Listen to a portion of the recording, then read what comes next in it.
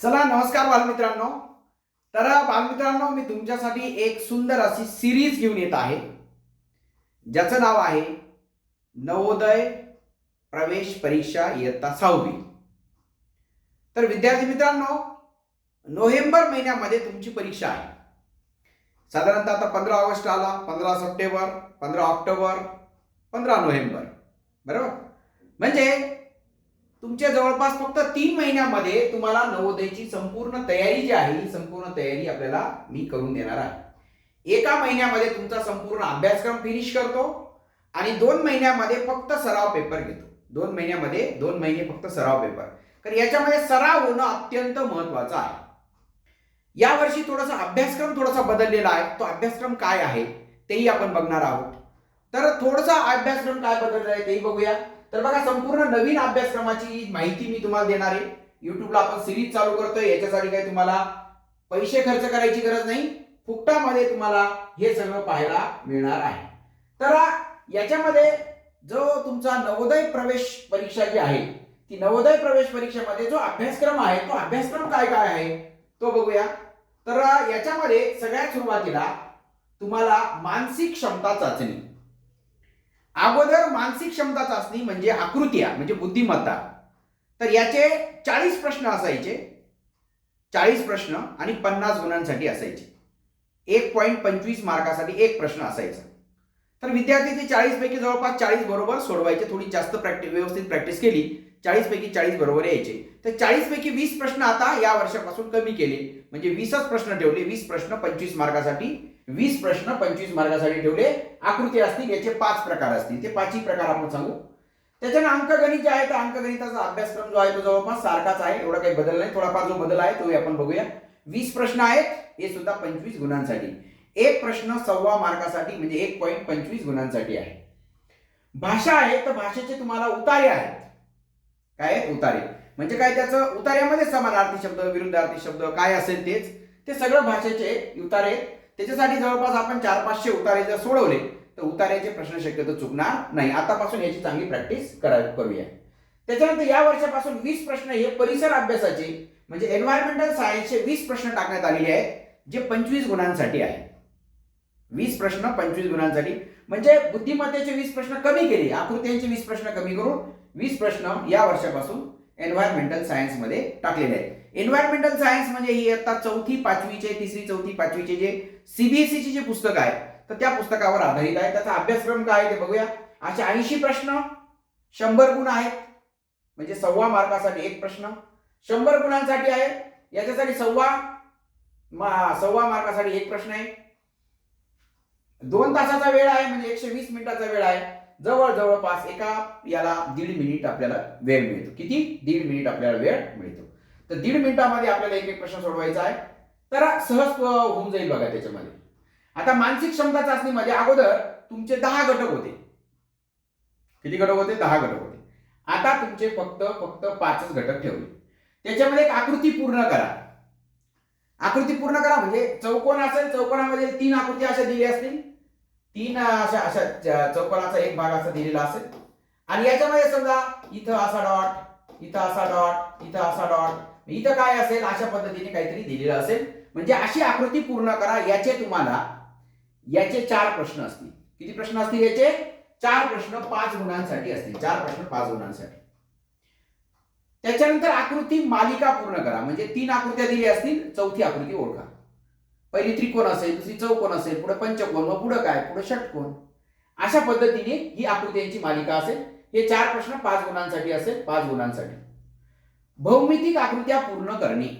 भौमितिक आकृत्या म्हणजे काय? आता समजा एखादा त्रिकोण आहे, समजा असा त्रिकोण आहे, हा त्रिकोणाला असा खड्डा केलेला आहे. ही आकृती पूर्ण करा. म्हणजे ही आकृती पूर्ण करण्यासाठी आपल्याला अशी आकृती टाकावी लागेल.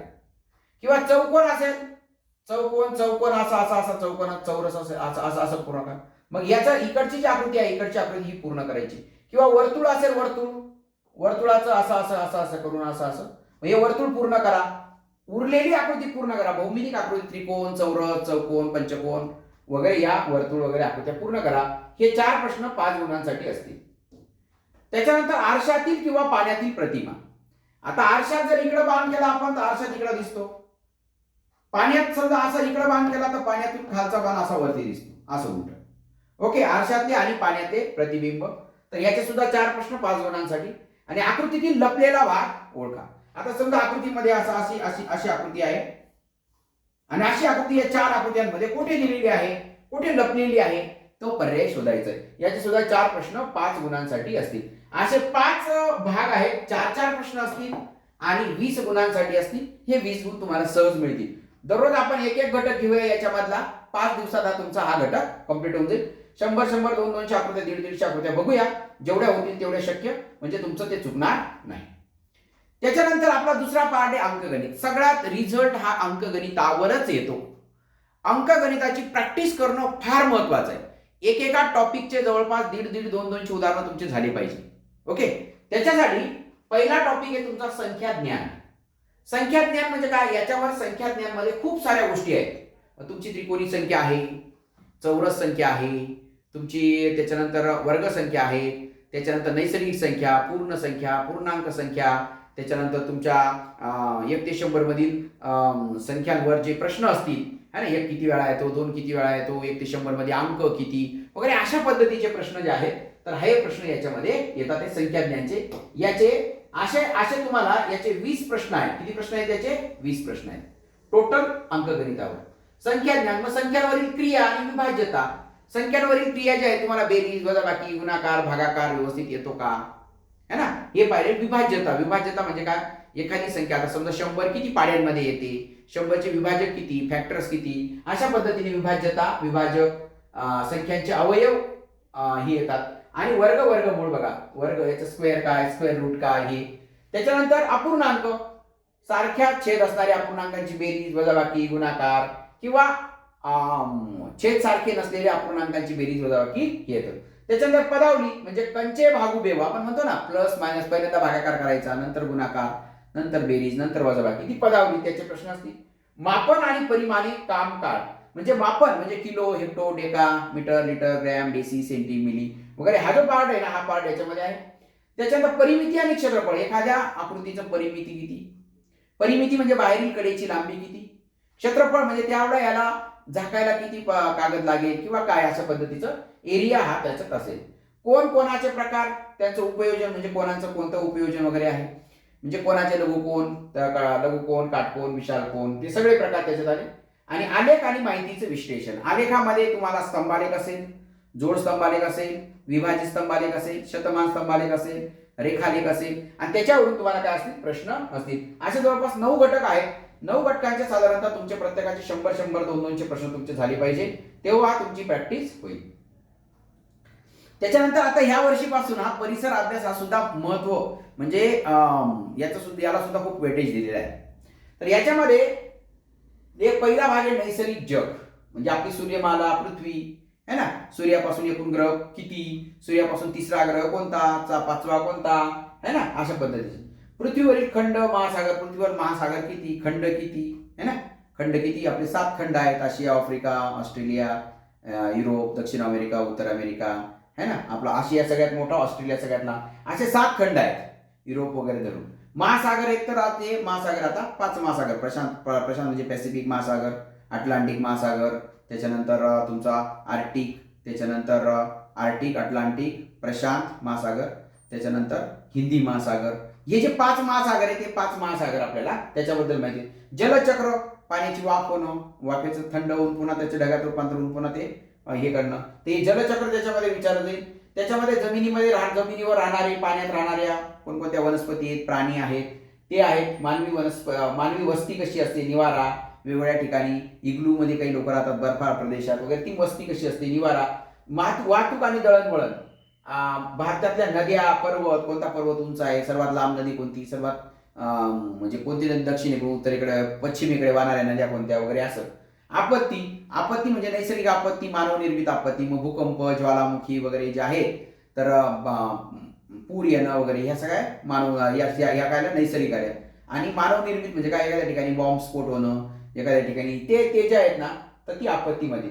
त्याच्यानंतर मानवी शरीर, आपण कोणकोणते पोषक तत्व घ्यायचे, कार्बोहायड्रेट किती घ्यायचे, प्रथिने किती घ्यायची, 1 ग्रॅम प्रथिनांमधून किती उष्णता मिळते, 1 ग्रॅम कार्बोहायड्रेट पासून 4 कॅलरीज मिळतात. 1 ग्रॅम स्निग्ध पदार्थापासून 9 कॅलरीज मिळतात वगैरे असे प्रश्न असतील. मग स्वच्छता आणि आरोग्य, आरोग्याच्या सवयी, रोग आणि उपाय, कोणत्या रोगावर काय इलाज आहे, कोणता रोग कशापासून होतो, ज्ञानेंद्रिय, आपली ज्ञानेंद्रिय कान नाक डोळा किती ज्ञान मिळतं त्याच्यापासून, कशापासून, मानवी शरीरातील अंतर्गत संस्था म्हणजे पचन संस्था असेल, रक्ताभिसरण संस्था असेल, श्वसन संस्था असेल, है ना, उत्सर्जन संस्था, या सगळ्या संस्था आल्या. त्याच्यानंतर दैनंदिन जीवनातील विज्ञान. मग दैनंदिन जीवनामध्ये जे अन्न सुरक्षा, प्रदूषण, माती संवर्धन, पाण्याचं संवर्धन वगैरे, कशा पद्धतीने प्रदूषण कसं टाळायचं वगैरे ते आहे. सामाजिक, भारतातील सर्वोच्च म्हणजे भारतातलं सर्वोच्च पद कोणतं, राष्ट्रपती, किंवा सर्वोच्च पुरस्कार कोणता, भारतरत्न, तेच पुरस्कार वगैरे असतील. भारताची राष्ट्रीय प्रतीके कोणकोणती आहेत. राष्ट्रीय प्रतीके म्हणजे काय, आपलं समजा राष्ट्रीय प्राणी, राष्ट्रीय पक्षी, है ना, राष्ट्रीय राजमुद्रा वगैरे अशा पद्धतीचे प्रश्न असतील.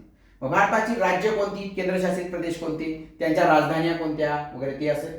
भारतातील सर्वोच्च पुरस्कार, पद, भारतातील भूदृश्य, कोणत्या ठिकाणी उंच आहे, कोणत्या ठिकाणी खोल आहे, सगळ्यात उंच भाग, सगळ्यात खोल भाग, है ना, K2 गॉर्डन नास्टिन सगळ्यात उंच आहे, है ना, महाराष्ट्रातील सर्वात कोणतं एखादं असं. त्याच्यानंतर भारतीय सण उत्सव, कोणता सण कुठे साजरा केला जातो, पोंगल कुठे साजरा केला जातो आपल्याकडे, म्हणजे अशा वेगवेगळ्या ठिकाणचे सण उत्सव.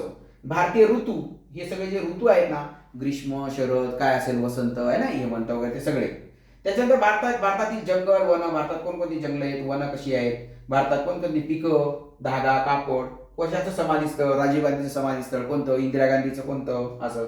भारतातील नृत्य आणि संगीत आणि खेळ, हा जो भाग आहे, हे भारतातले वेगवेगळे खेळ, कशामध्ये आपल्याला राष्ट्रकुल स्पर्धेमध्ये कोणत्या स्पर्धांमध्ये भाग घेतला, कशामध्ये आपल्याला पारितोषिक मिळालं, ह्या जो भाग आहे ना, हा भाग विज्ञानाचा भाग आहे. आणि मराठीची काय आहेत, उतारे आहेत. तर अशा पद्धतीने हा जो स्ट्रक्चर आहे, स्ट्रक्चर आपण बघितलेला आहे.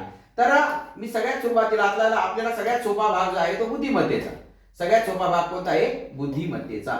बुद्धिमत्तेचे याचे जे आहेत, तर आरशातील आकृती आपल्याकडे आहे. तर तुम्हाला याच्यासाठी आता आपण एक प्लेलिस्ट तयार करूया. प्लेलिस्ट मध्ये हे 5 एक घटक टाकून देतो.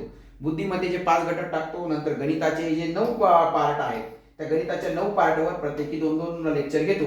9 दुनी 18 लेक्चर घेतो, 18 तासाचे. ओके, तर ते लेक्चर्स बघा आणि त्याच्यानंतर मी प्रश्न उत्तरही देतो, ते प्रश्न उत्तर बघा. त्याच्यानंतर मराठीचे उतारे जे आहेत, तर उतारे 500 उतारेचे पुस्तक आहे, ते उतारे आणि परिसर अभ्यासाचा थोडासा अभ्यास करा. तर विद्यार्थी मित्रांनो, आपण एक सुंदर सिरीज केली आहे, सुरू करत आहोत आजपासून. श्रावण महिन्याची आजचा पहिला दिवस आहे आणि या पवित्र दिवशी आपण याची सुरुवात करणार आहोत. सर्वांनी चांगला उत्तम प्रतिसाद द्या. तुमचे जेवढे कोणी मित्र असतील सगळ्या मित्रांना ही लिंक शेअर करा आणि सांगा की आपल्याला फुकटामध्ये विदाऊट 1 रुपयाही न देता आपल्याला आपल्या पद्धतीने आपलं लेक्चर पाहता येईल. पालकांनी आपल्या मुलांकडून व्यवस्थित करून घ्या. ओके, ठीक आहे. तर तुम्हाला या परीक्षेसाठी मी शुभेच्छा देतो आणि थांबतो. All the best.